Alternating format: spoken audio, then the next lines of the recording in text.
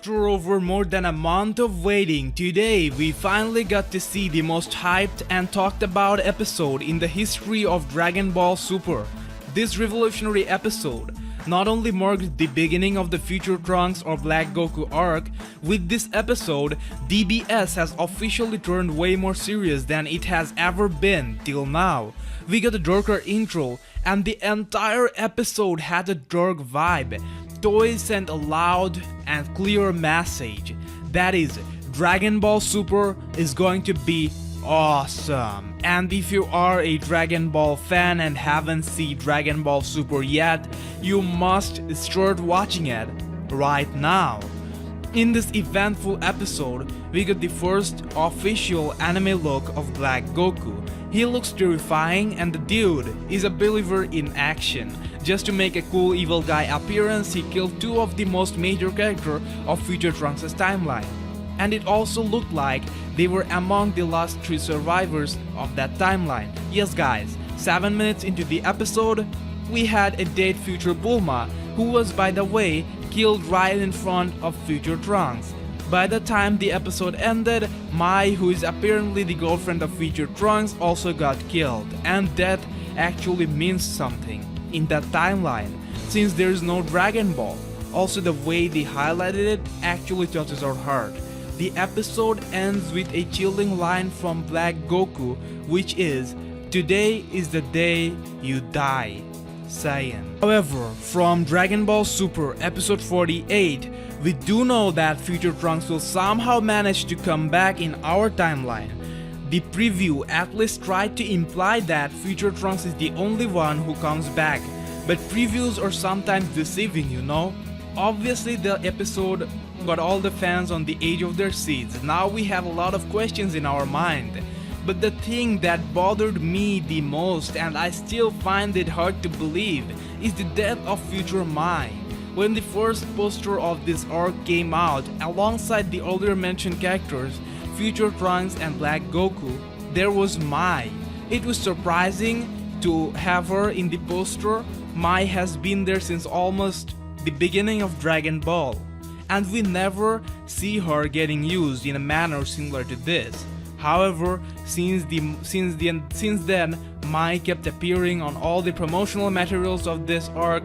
She is even in the new intro, and there's this picture with all the important characters of this new arc, and she is the first one in the picture alongside Black Goku, Future Trunks, Goku, and the Green Kaioshin. Most importantly, the thing that made me believe that Mai has a bigger role than dying in the first episode is the producer of Dragon Ball Super, Osamu Nozaki, said, "Here's the spoiler. The girl standing beside Future Trunks is indeed Mai, and she is going to have a surprisingly major role throughout the next arc." Okay, I admit, for a girl who has been just hanging around with the Pilaf gang as a side character till now, it is a big enough role. But is it really that big enough to promote her alongside the 2 most important characters and to get mentioned by the producer of DBS? Sorry, but I don't feel that. Even Future Bulma had a more important role, making that fuel for time traveling. She didn't get featured for a single time in any of the promotional materials. So all that adds up and makes it difficult for me that Mai is dead, to believe that Mai is dead. And this episode, or episode 48, is going to be the last time we're going to see Future Mai. And if that is the case, it was a mistake from DBS to promote her like that. I still feel she might come back and get some role. I don't know how. I just don't know. Maybe after everyone left, she actually turns out to be alive, then at a point brings something important from the future. It's just hard to say. Could it be that now Kid Mai would be around a lot, which made them promote Future Mai? Actually, if you see the picture at the intro, Kid Trunks and the Pilaf gang has been highlighted. I'm eager to see what Future Trunks says after he wakes up in the next episode. This shot clearly has Kid Trunks looking surprisingly at Mai. I wouldn't really be surprised if he has an interesting story relating the entire Pilaf gang, since they're being around this scenario so much recently. However, I really liked the concept of Mai being used again like that. They could give a new character in her place, but that wouldn't be nearly as half as good as this was. It is like an old character, displayed in a totally different way, successfully grabbing your attention.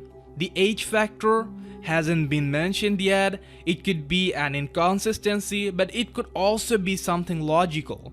Future Trunks is different. What if the Pilaf gang made that make us young again wish before the androids attacked? The exact time was never mentioned anyway. Let me know what you think. Did you expect something like this to happen? Do you think it is really the end of Mai? Also,